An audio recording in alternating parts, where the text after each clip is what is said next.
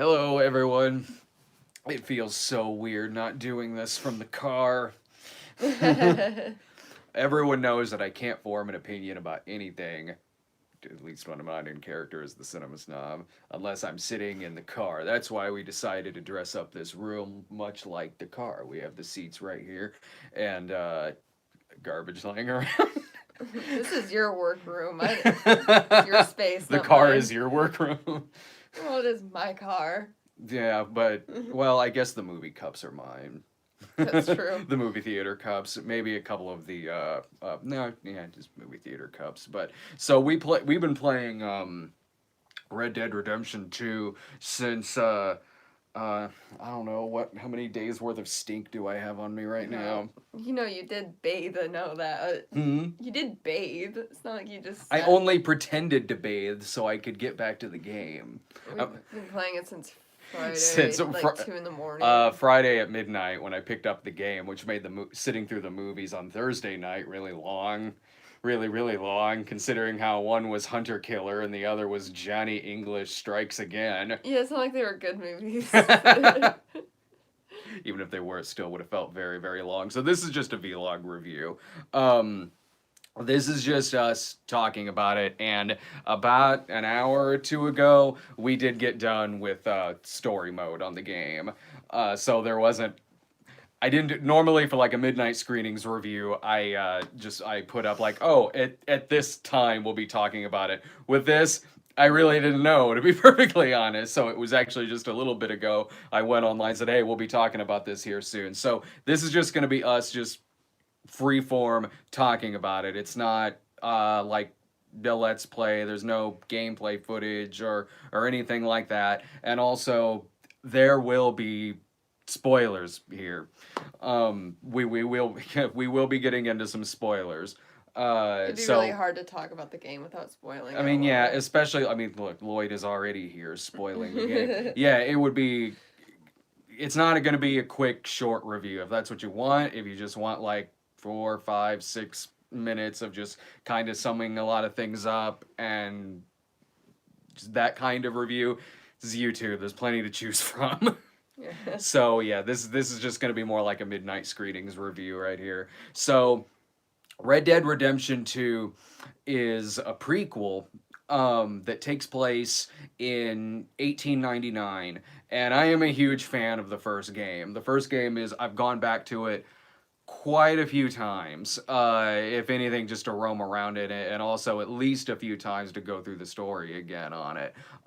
It's one that I go back to quite a bit, and John Marston is one of my favorite video game characters of all time. So this, like pretty much any Rockstar game, like I'm there at midnight to pick it up, and I was there for this and took it home, let it load. We went out to go have breakfast, and we haven't slept in several days.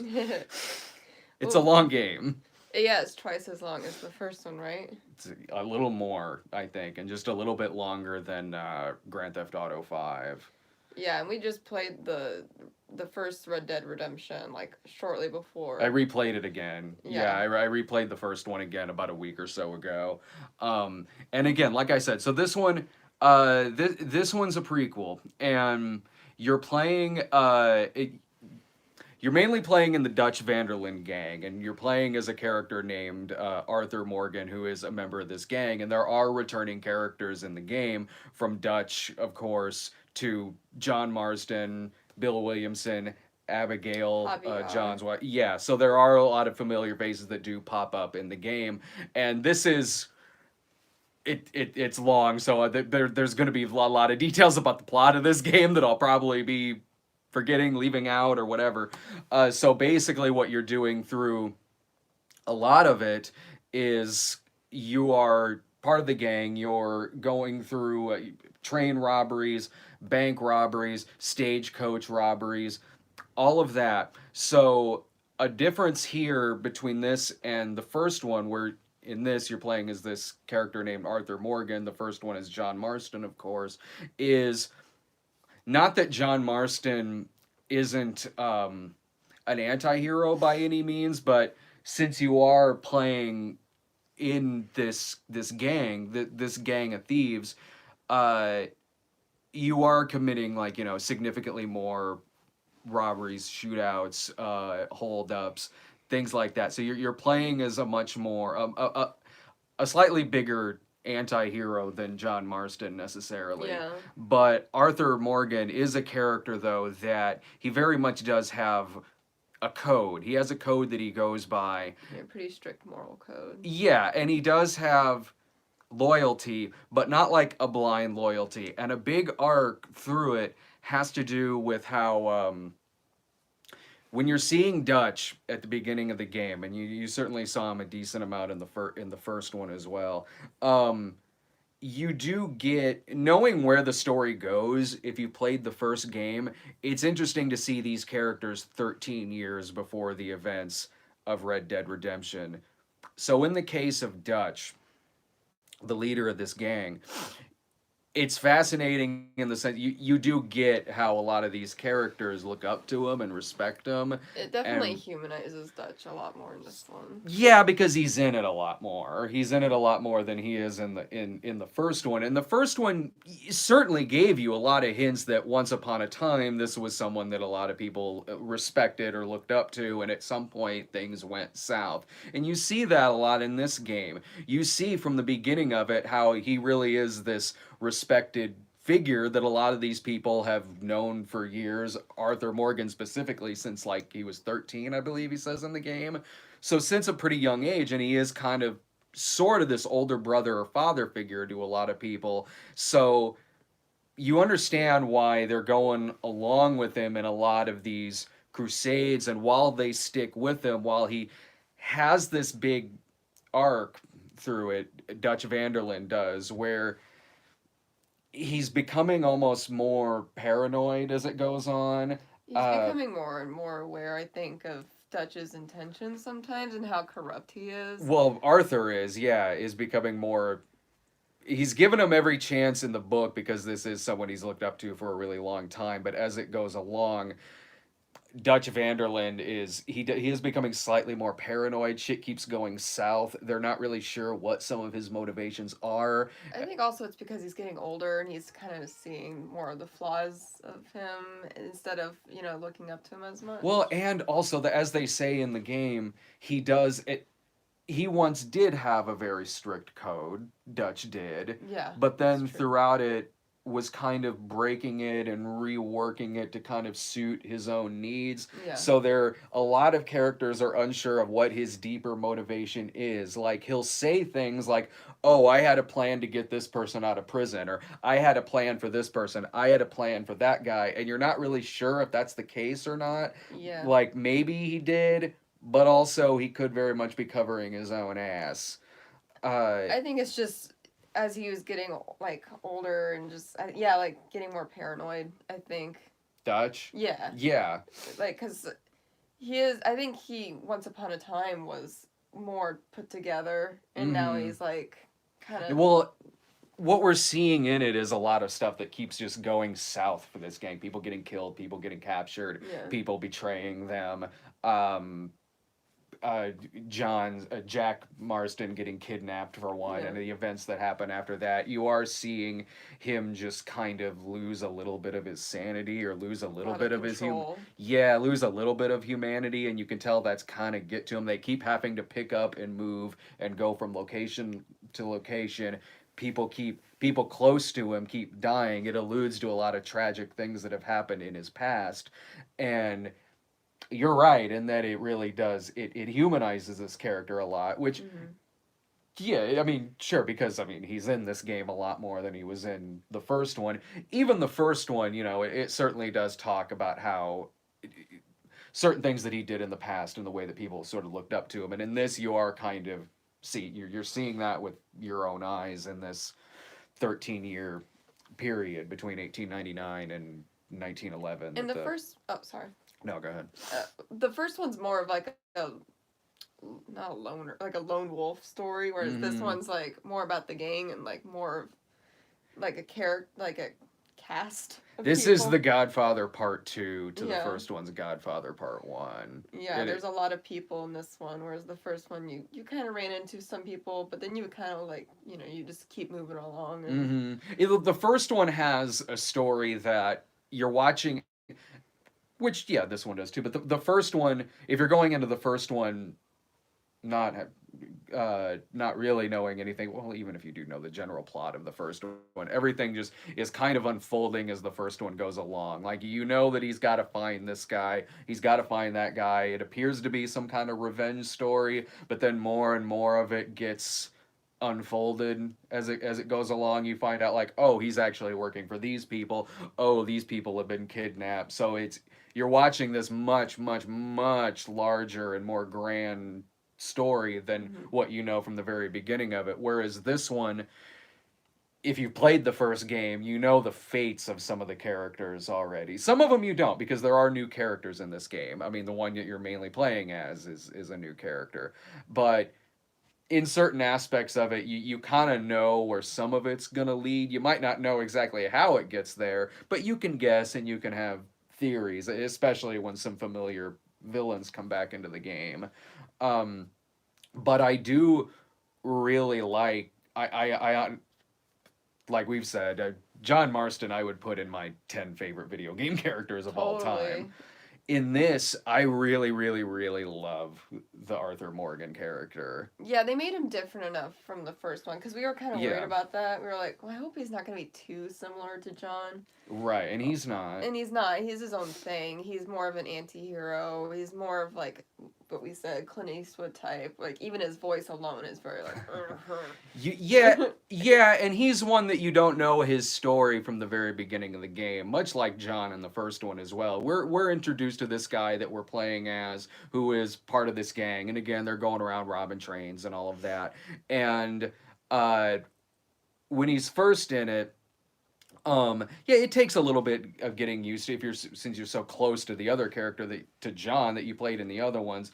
Yeah, it takes a few levels to get used to playing as someone else, certainly. But the more that unfolds about this guy, and the more real human he becomes throughout the game, like, he is somebody with a conscience. Like, when you first start out here, it is a much different. The character does have a much different feel. He's in the looks department and in the voice department too. He's like if you cross Josh Holloway with Luke Danes. Even in the appearance alone, he kind of looked like if Luke Danes was in the Old West. In the Old West. He was part of a gang and not running a diner back then. So when I first, like, there's a lot of really fun stuff with this character in this game. Like, when there's a whole level dedicated to him just getting shit-faced and drunk off of his ass. And that's a big difference between him and John, because this guy, John's more...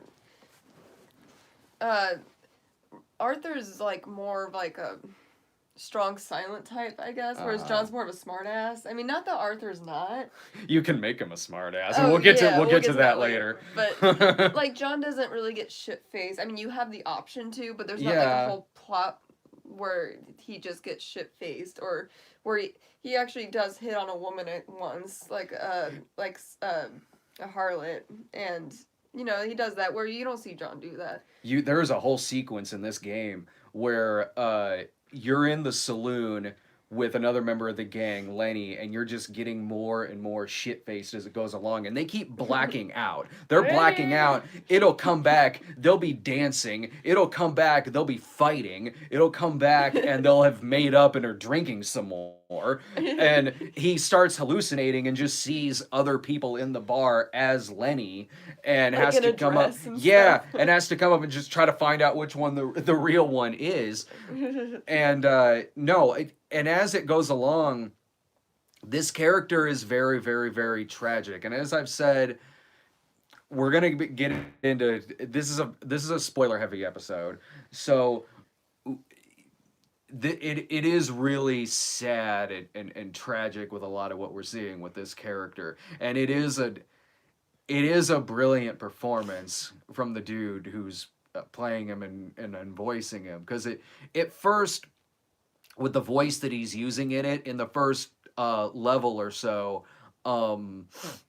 I was wondering if it'd feel too much like just like a character, just like someone just doing a voice, someone just sort of doing a character voice, sounding sort of like when David Letterman kind of does a voice like this, like that. But really quickly, there's a lot of layers to this guy, especially when he is starting to question all of these people that he's followed over the years and has to take matters in his own hand to do what's right, to save certain people from jail, to save other people's life, to save kids who have been kidnapped, all while like he almost could have had like sort of a normal life with this kind of love interest that he has in it, and he's stricken with a disease through the game. So you're watching this guy just slowly dying throughout it and kind of trying to make things right as he's more and more dying through the game. He knows he's terminal, and so he's just kind of putting other people first before him at this point.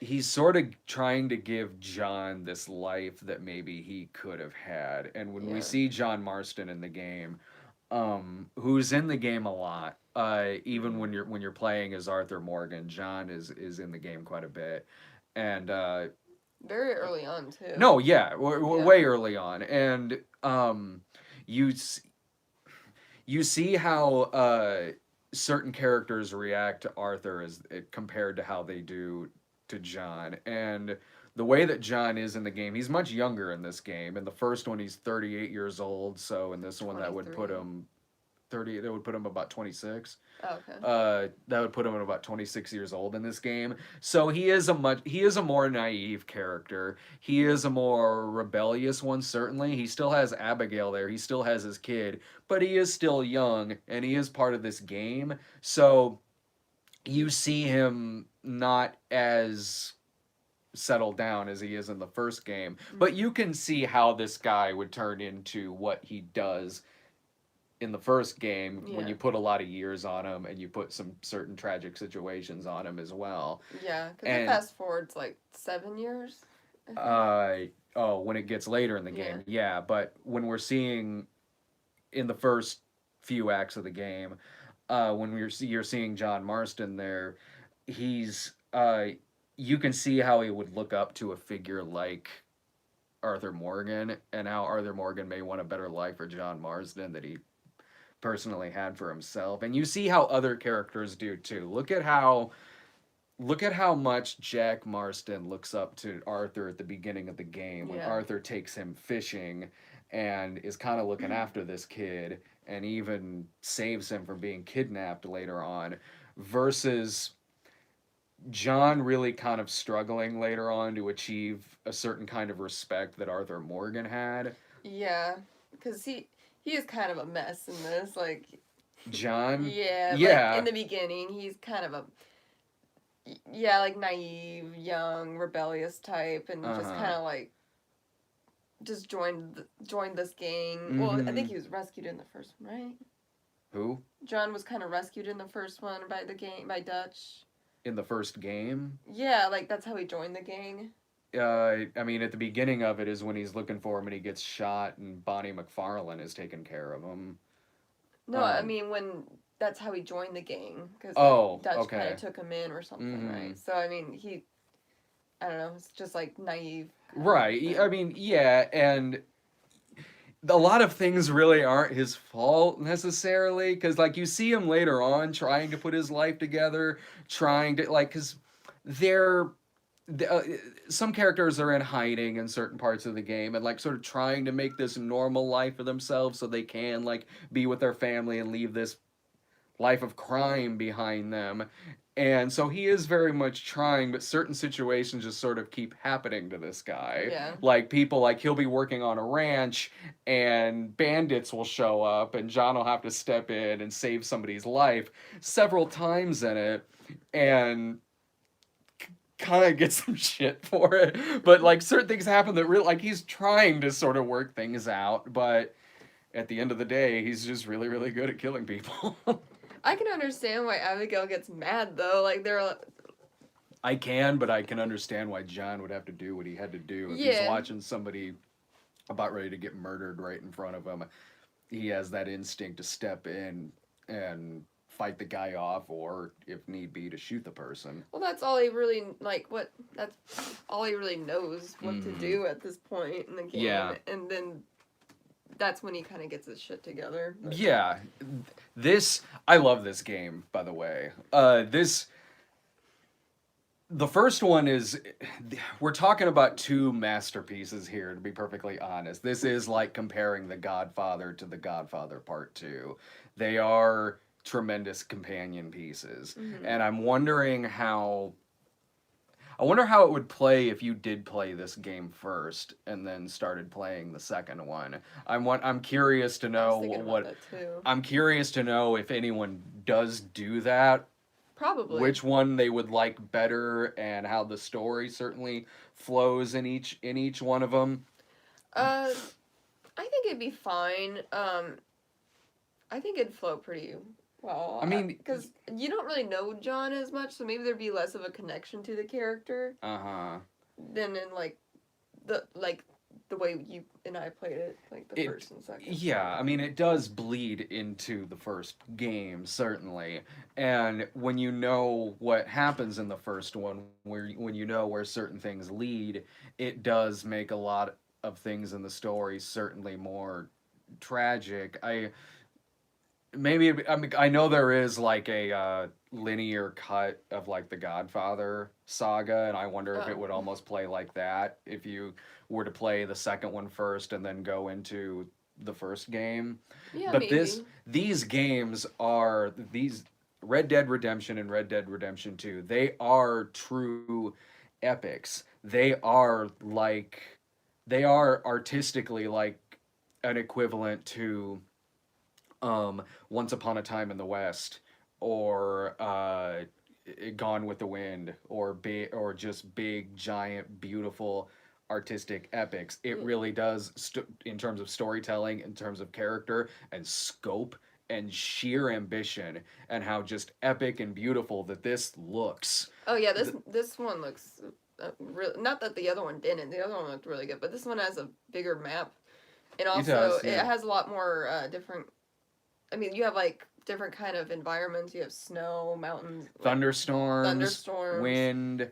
Yeah, and there's a lot of that stuff, and so that makes it a little bit more beautiful, I guess. It is like you're playing like a Michael Cimino movie. It is like artistically, the amount of care that they put into this is comparable to something like Heaven's Gate. Some people might take that as an insult. I don't, personally. I think that is artistically one of the most beautiful movies you could ever look at. And it's really, really fucking underrated. But other than that, that's a whole other video. Other than that, this movie, or this game, it artistically belongs there with these just grand masterpieces like The Godfather, like a Sergio Leone movie, like something from Cecil B. DeMille, like again, or something like Gone with the Wind, or a Michael Cimino movie. You're playing something just that large in scope, and this game is it's like you're playing a mini series too, like Lonesome Dove, or something akin to that, because there is, I mean, there is so much here. It's certainly hard to just kind of go in and just talk about a lot of it, because there's a lot of things to cover, and there's a lot of things that certainly happen in the game. So to break off on that, as far as like as far as the gameplay goes, I had no problems there personally. I had no problems with any kind of gameplay, especially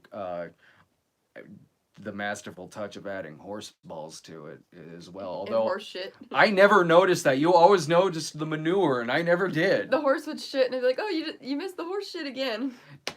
Yeah, I kept missing the goddamn horse shit. There are... To get into some funny things about this, there's a lot of... Okay, one of my favorite features in anything, of any modern masterpiece of a game that I've played, the antagonize option. Yes, I love that about this game. So when you're playing when you're playing in the game, you can, and yeah, even in the first one and in some other Rockstar games too, you can go up to some other characters and you can, like, the game might show a conversation between them, or just like an automated thing that a character might react or respond to something that you're doing. You can go up to, so you can just fuck with people in this game. And then, yeah, I know you can do that in some other games too, but the way that you can in this is when you can just go up to random character and be given the option of greet or antagonize. Yeah. You can have the time of your life just going through this game, just antagonizing the fuck out of people. I love that. Yeah, this game has a lot of funny moments where we would antagonize mostly John and Uncle, but also sometimes like Abigail, some other people. Well, a lot of people. The way that, because okay, John is a big supporting character throughout a lot of this game, Yeah. and given how much I love the character, how much you love the character, it was sometimes we would be in just the camp and just be looking around for John just to say something to him or to fuck with him, sort of. So you'd be walking around as Arthur Morgan, and then you would see John standing there, and you could just start just following him around, and he would notice it and would look back and be like, "Can I help you with something, Morgan? Are you following me?" And I love that the care that they put into this, where they would just kind of guess that certain people will be playing this and want to follow around John and fuck with John. There's a part where the characters are all, their base at this point in the game is in a house that they find, and John's room, in which John is just asleep on the floor and Abigail's on the bed, and I think Jack is too. You can just go in there, John's asleep, and you're standing over him, and he looks up, "What in the hell are you doing? Why are you poking around in here? Why are you poking around in here, Arthur Morgan?" And then he shoves you out. He shoves you out. It cuts to a 5-second cutscene of him just shoving you out of his room and screaming at you. Again, the people who made the game knowing you might do this and planning we should probably make a sequence in which John Marston is throwing Arthur Morgan out of his room. And so you could just randomly go up to him and antagonize him. You see him standing there, you hit antagonize, Arthur Morgan says to him, well, little Johnny Marston. Cut to him like, and you wonder why people around here don't like you. There's a part where Jack Marston gets kidnapped. They have to go on a mission to save him, to save John's son. They get back with John's son, and there's this great moment. They're all celebrating and everything. Cut to the next day. You go up to him. You hit antagonize. Some of these things that he'll say cut deep. Like, yeah. So Arthur will say, you hit antagonize. He'll say to John, like, if it isn't Father of the Year. Did you come up with that yourself? Did you come up with that all by yourself, Morgan?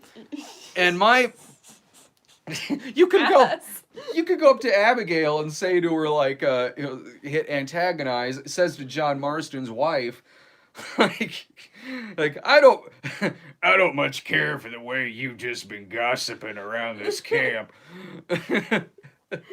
Where the hell did that come from? And then you're also given the option of diffuse. Diffuse. I was just joking around. Sorry, I've had a lot on my mind. I've had a lot on my mind lately. So I'm just gonna be a dick for no reason. Yeah, and then she'll respond by saying, like, do I look like I'm fucking laughing? I could just go around and just antagonize the fuck out of people throughout this game. And yeah, especially with Uncle. So Uncle, you might remember, is the old man who lived who lived with John and Abigail and Jack in the first one. This game, you find out he's a member of Dutch's gang, and his name is just Uncle. Yeah, because in the first game we were like, is that really his uncle or what? And we were also like, how did this living situation happen? It explains it in this game. Because in the last fifth, I would say maybe of this game, a lot of it is leading up to how it begins in the first game. So you see John start his ranch, you see them get married, and John, to say that he's kind of given up this life and everything, and he's leaving his past behind him. He gets the ranch that he has in the first game, and Uncle is just there to help him, and he's kind of because Uncle was part of this gang in which no one really appeared to like him all that much. It's not really that he does anything wrong necessarily. He's just you're useless. You know, Uncle, he's useful in a useless kind of way. I will never tell it to his face. But Uncle was actually like did a lot of good work around here. I mean, I'd never tell that to him directly. So, well, good news, Abigail. I built us a house. Bad news, we've inherited an uncle. And there are several scenes where he's like, "Why don't you get out of here, old man?" I love this. This could be a sitcom between other characters and Uncle, and they appear to just hate his guts for no reason. Like, I mean, yeah, Uncle can be irritating, I guess, but so he runs into Uncle like what was it, Saint Denis? Or somewhere, I don't remember. When the gang breaks up, because again, Uncle was part of Dutch's gang, and he was just sort of the guy everyone just kind of giving shit to, and they're all talking smack at him and everything. And then, cut 2 years later, the gang has disbanded. When John gets his land, when John gets his land, he just happens to bump into Uncle outside, and, well, I guess he's like a lost dog. He just owns him now. It's really not even that John took Uncle in. It's just that Uncle didn't leave. And no one had the heart to tell him. He's just always calling him old man.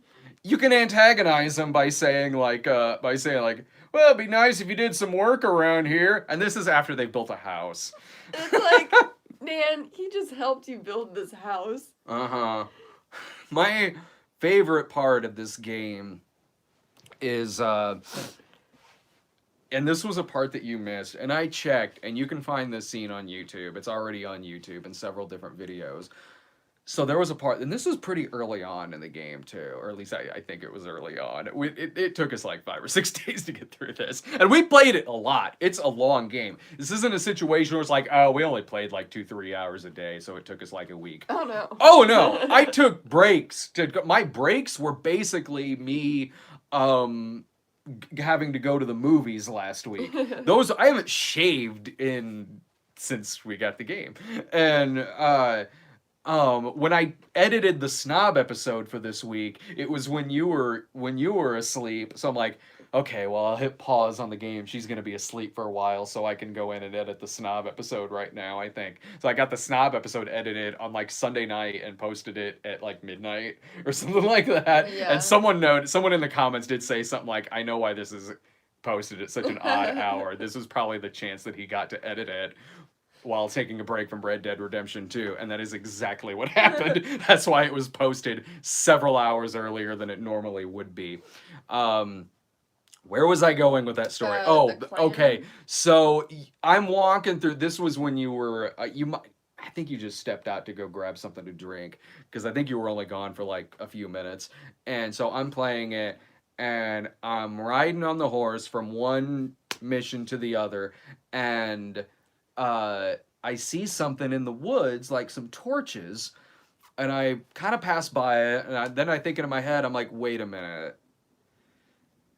Is that what I think it was? And I go back in there, and I sneak in there, and sure enough, I happen upon a Klan rally. I'm so mad I missed that. There's the scene's on YouTube, and so there's a Klan rally, and I'm watching them, like, peeking behind a tree watching this, and they're initiating in a new member, and they're like, welcome, brother! And, like, guy stands up, like, you're one of us now! And then he has a torch, and goes to light the burning cross, and he does, and it ends up catching him on fire. And he's running around in flames, dies, all the other Klansmen just run around like, woo! And, like, run off. The Grand Wizard or whatever starts yelling at me, like, just goes like, you just let that good boy die. And like that just happened. Apparently they come back later. I saw on YouTube, I think in the John Marston Ranch section, Like, I think they do. Like a there is, mission? yeah, I think there is something. I mean, there is probably a million different things in this that we. There's a UFO apparently. Yeah, apparently there's that. The clan, I guess you can find them again later on, but are still some fun missions in it of themselves. Like, you have to save a woman's brother from a cult that is like this turtle cult that looks like the heaven sequences from the Believer's Heaven, the Estes Perkel movie. Oh, yeah. It looks like something crazy like that. Like they've got these white robes on and these turtle designs. And there's this Romeo and Juliet plot that between Arthur two. No. Well, Arthur has to step in. There's this Romeo and Juliet plot between the children of those competing plantations. And you have to deliver letters back and forth between them and like sneak in there to give love letters. I know, like when you think about stuff that happened in like maybe the first third of this game, you're like, oh right, that feels so long ago. It's not that it wasn't entertaining. No, it's just a long game. It's a long game. I mean, we would play like 6 hours maybe a day, and that was like at the least. Yeah. At the very least, like honestly, probably way more than that. Yeah, probably. Like it feels like a long epic, like a big, like classic mini series that you're playing, or again, something like if you were to see something like this theatrically, this would be 3+ hours long. Have an intermission in it, like this. Like I said early on.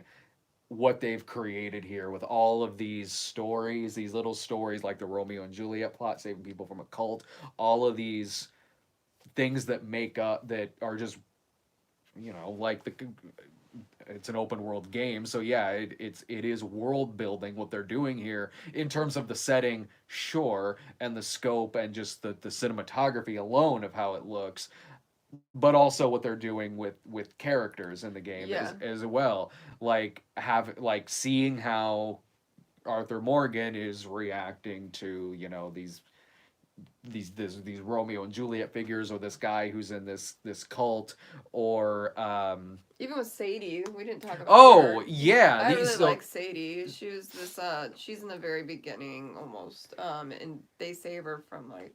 She's like a Calamity Jane, Cat Ballou type character, and she has a big arc through the game as well. Yeah, I liked her a lot. She was like a bounty hunter, like really, like hard ass. Yeah, cool. She becomes more. She starts out like, because she has a tragic backstory too, and starts out as someone who lost their husband.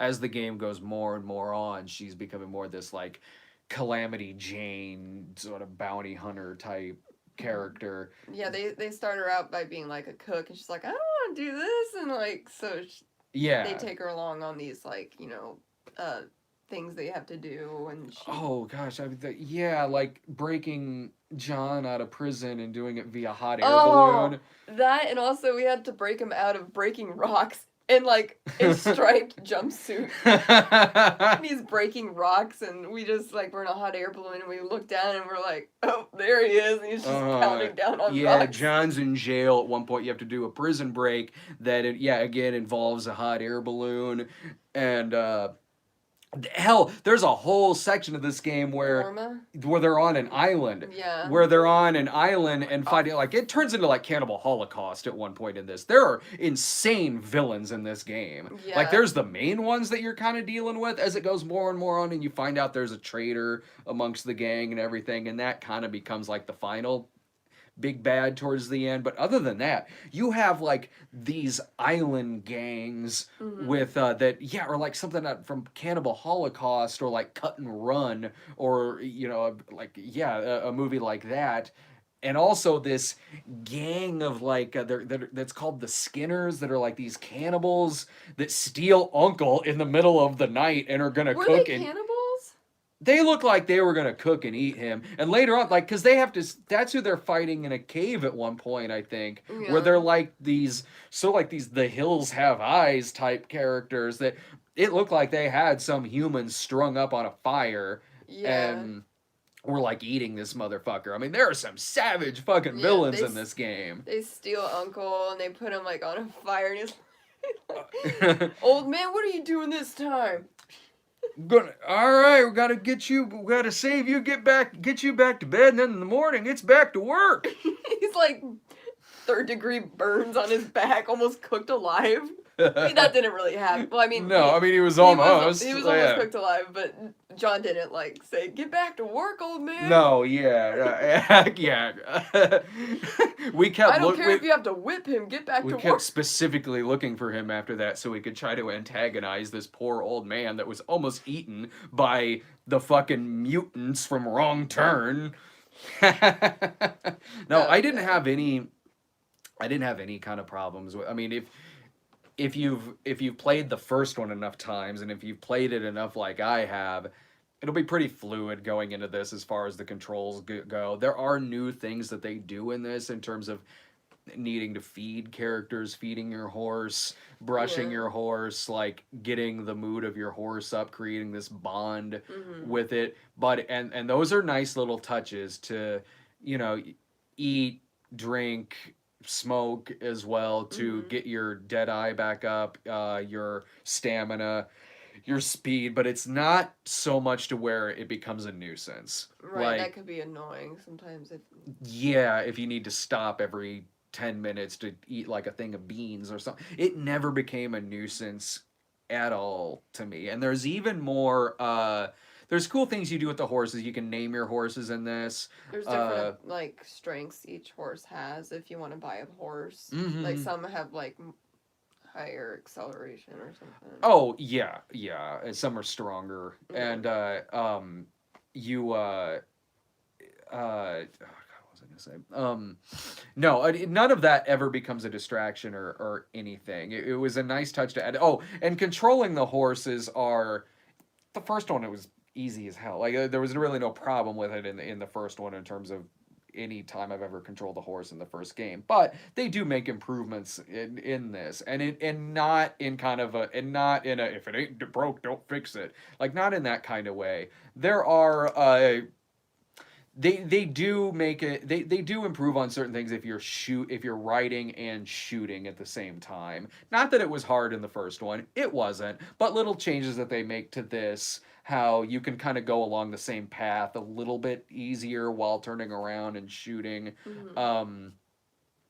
And I did like that there wasn't as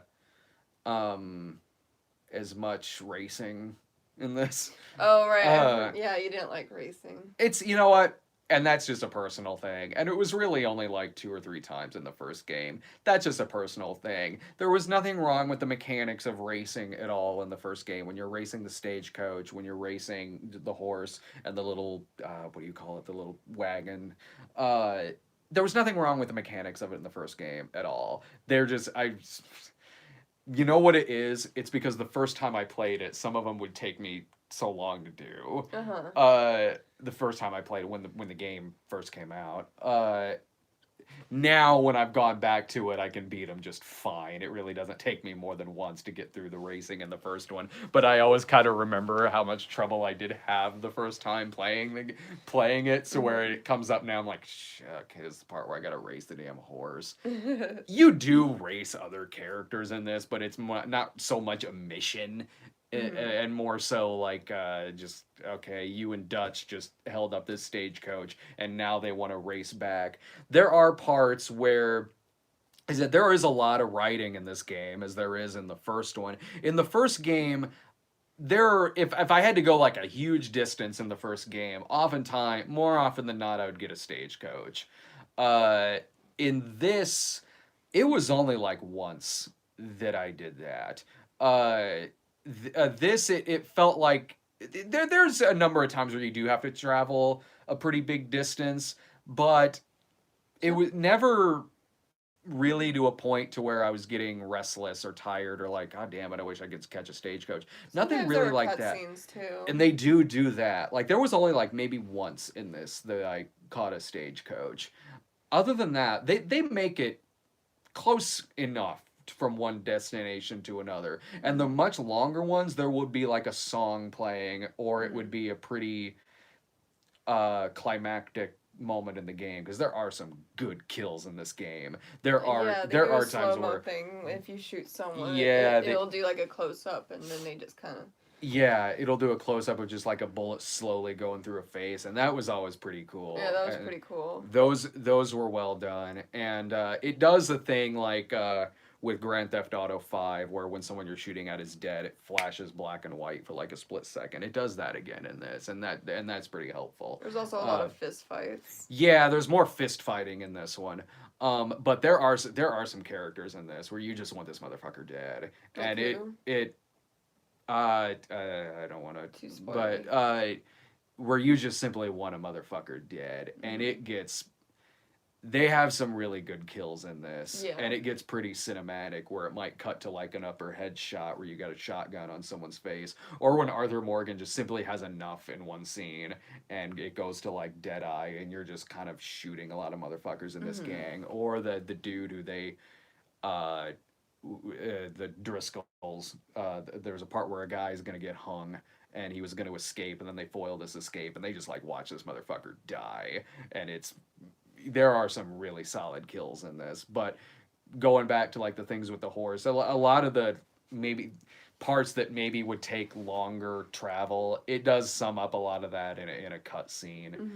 And that's good to do, because again, a lot the cut scenes as far as the writing goes are well done. There are some beautiful shots. Oh yeah, totally. Between just the snowy atmosphere, Mud. oh yeah, just the details that they do. I mean, we've talked about details as far as character interactions, like, you know, people making this game just planning that you're going to want to fuck with somebody else and just creating this antagonizing button and trading back these insults, or just knowing, like, you know, the thing with John sleeping, or just following him around. They know people are going to want to do like really, really fun stuff like this. Yeah. So, like the ground. Oh, like yeah. So, prints. yeah, what they do, like, with horse prints, manure, just a manure in the middle of the ground, walking through the snow, the sound effects. Yeah. Again, it's just an artwork. The whole thing is. It really is. It really should be put up there with just cinematic classics. And it helps too that the gameplay was flawless. Yeah. Yeah, I enjoyed it a lot. It was a lot of fun. Right, yeah. I think that might be about it. It's been a fun game to talk about. Like, I wish there was even more we could get into about it, because again, like there I said, probably is. I mean, I feel like we covered a lot, but there's No, we probably did. some small little things here and there. Yeah, I want to go back and try to find the clan again. And fuck with Uncle. What are you doing, old man? That is, yeah, now that the game is over and everything, like, just going back through and just, I can now just antagonize the fuck out of everyone out of everyone in this. There are really, really just touching sequences in this. There are parts where, like, I was on the verge of tears with how certain characters are just on the verge of death, and just trying to have these moments of, as the title suggests, redemption. Just trying to have these moments to try to put themselves at peace, or just to get some kind of finality to certain characters, and bringing peace or making peace with their past and decisions that they've made. Like, it is sad and tragic watching certain things that happen with Arthur Morgan in this game. Yeah. And the acting is so good. He is so good in this. Yeah. The more that you find out about this character, and you do just start liking him pretty quick. Like, when it gets to him having a choice between dropping someone or saving someone, touches like that, and yeah, that drunk sequence with Lenny. Yeah. It was a really fun new character to play. Yeah. And really, really, really likable. Like, it is sad when certain things happen with this character in the game. And I put that there with the first one as well, where the first one also has moments in it that are truly, truly sad. I know. But I'm glad we got to see John a lot, and it didn't make me think like, oh, man, we should just be playing John, you know? It never made me play that, and that was one thing, before I went into the game, before I went into it, yeah, I was thinking in my head like, okay, it'd be I don't want him to try to just create John again, but at the same because there's only one John Marston. To try to recreate John Marston again would be hard, very very hard. And so, but at the same time, I was like, I know John is probably in a lot of this game, and I don't want it to necessarily feel like I should be playing as John instead of this new character. And I didn't feel that way because I warmed up to this character pretty quick. When you get that third dimension with this character, which happens quick into the game, I was enjoying his role in this universe because you're playing as a guy who really is kind of the reason that John became what he is. Yeah, he was like a huge role model for John and a lot of other people. And I liked that, and it's well written, and it's brilliantly written to where like you do get real emotion out of bad things that happened with this character, like again with the first one and the climax of the first game, and with what happens there, and that when you played the first game first and you go into this, it does make certain things that happen in this, and we've said this earlier, it does make you sad when you see a lot of things, and you kind of know where all of this is leading and where it's heading.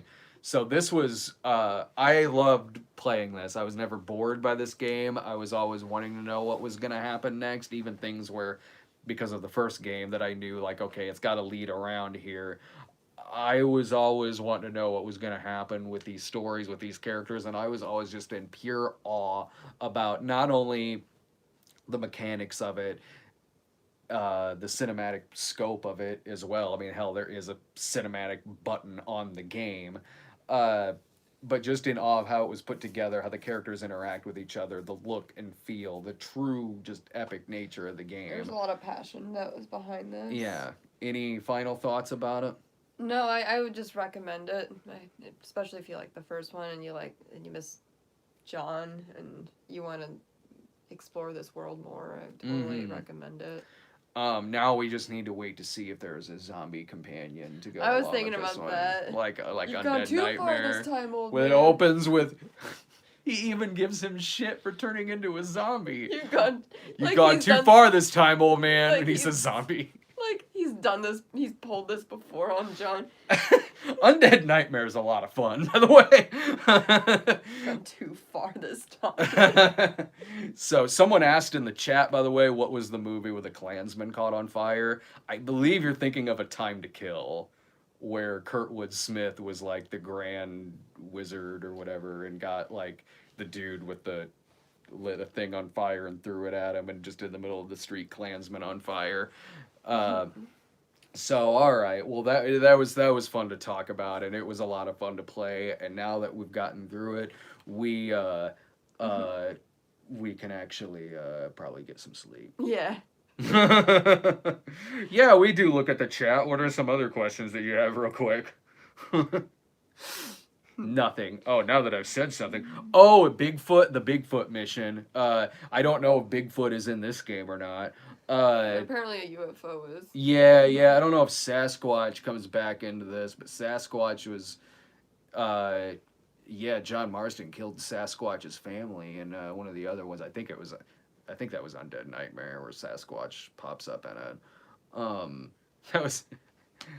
That was actually like a really sad, like as funny as it is to talk about the Sasquatch sequence in the previous games, it actually is pretty sad. When you play it, it's actually kind of depressing. I'll have to show you that. Yeah, I'll have to find it and show you John Marston and Sasquatch.